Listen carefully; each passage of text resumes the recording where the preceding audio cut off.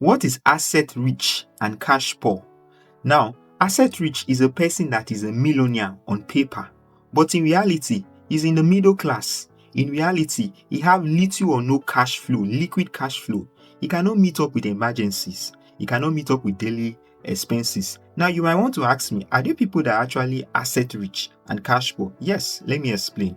Now, an asset rich person is a person that has valuable items, just like a stock, just like a land, just like an house.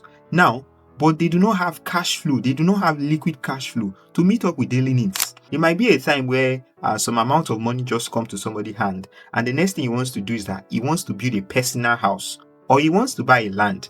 Yes, a land is an asset that can appreciate with time, but if you do not have the liquid cash to maintain your kind of lifestyle, to meet up with your daily expenses, when an emergency happens, you tend to sell those assets, making you one time rich and the next time being poor. On paper, you're very wealthy. You have this particular asset, you have this particular investment, but because this thing do not bring you regular cash flow, it tends to be an asset rich and a cash poor. Now, how can you avoid being an asset rich and cash poor? Now, you have to balance your flow of assets with your liquid cash. Now, in the sense that before you even start investing, you need to have an emergency fund. I talk about what an emergency fund is. It's 3 to 6 years money you keep aside for your daily expenses. Now, the next thing you want to do is that before you start buying stocks or start buying investment, you need to ask yourself this question: are they liquid cash flow investment? Do they bring cash? Either in a 6 month basis, in a 3 month basis, or in a yearly basis. They have to be an investment that bring cash. So instead of you buying that personal house or building that personal house, why don't you build a rental house?